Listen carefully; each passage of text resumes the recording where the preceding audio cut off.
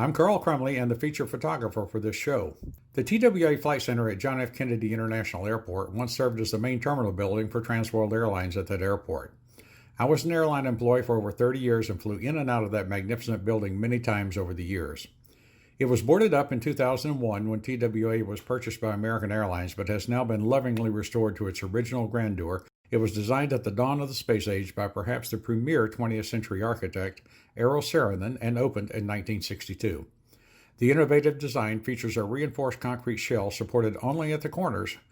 I spent over 20 hours photographing every bit of this cathedral-like building, trying to convey not only the expansive space and unique design, but also working to show the intricate details in abstract ways. It reflects a nation's quaint, 1950-ish vision of our future in space.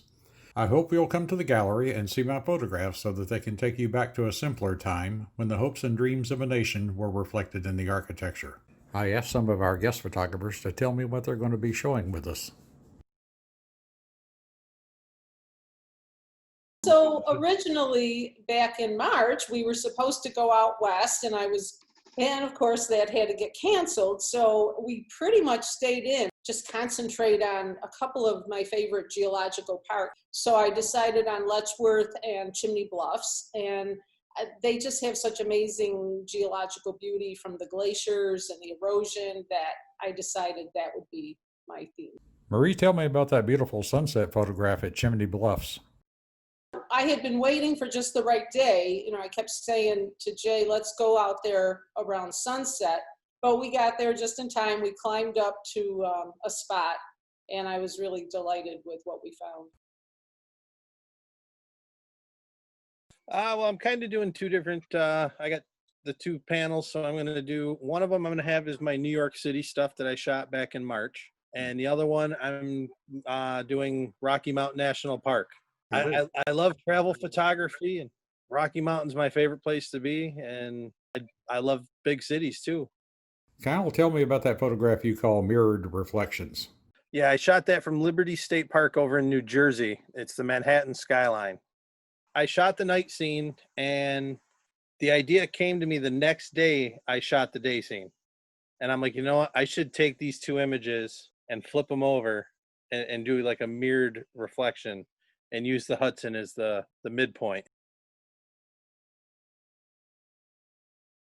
Adirondacks, the crown jewel of parks and state. Get in a canoe as we do after breakfast. We go out for the sunset with our cameras. We go breakfast. We get in the canoe, all four cameras, and we're out there all day. It's called Elk Lake. Is that what you call Lake. it? A photograph of the Misty Mountain sunrise you took from that location. Is that right? But that was taken in 2006. We've never seen anything like that since. We've seen similar events with clouds, nothing like that. Tell me about Myrna's amazing photograph of the loon. So we go out in the canoe, and I'm always in the stern guiding things, and she's out in the front, and that's the best chance of getting a lot of these loon pictures. You come in like a knife slowly, and I'm trying to guide the position, and she's out there with her camera glued to her face.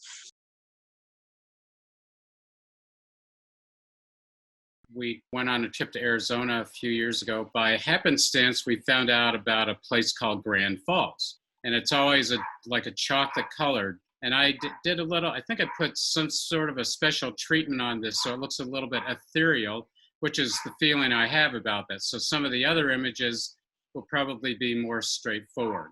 Well, Deb, tell me about this process that you're doing. It's called photogravure. What you do is use a negative to produce a copper or a metal plate printed just like an intaglio, which is a printmaking process. So where you put ink on it, you rub the ink off, and then you run it through a printmaking press. There's a photograph of mine in the background. I pasted 3 of my photogravures on top of it, and then I drew into it. 2010, I went out to San Francisco and took a course called Wandering in the Company of Strangers on how to take pictures of strangers, and they weren't strangers anymore. And so I have a number of street photos. I haven't settled on those. People that are tattooed, and they're all in the same pose. I asked them to turn slightly and look over their shoulder at me. And so I got to know them. Hey, Dick, tell me about that cool photo you call The Look. The young woman was holding a cup with a straw sticking out on the right-hand side. So I have worked on these photos to remove objects like the cup and so forth. So, they are a posed photo. Who knows what all they might have on or what the backgrounds might be.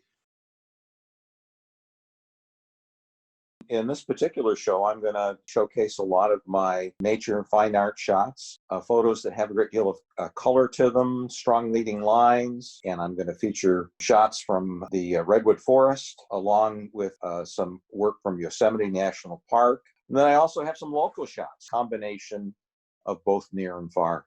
Jerry, tell me about that beautiful photograph of the sailboats you call Blood Moon. A Blood Moon was an interesting photograph because it's a couple of years old now, and every once in a while we get these moon phases where the moon is relatively low and large, and I timed it to get a couple of sailboats that were coming through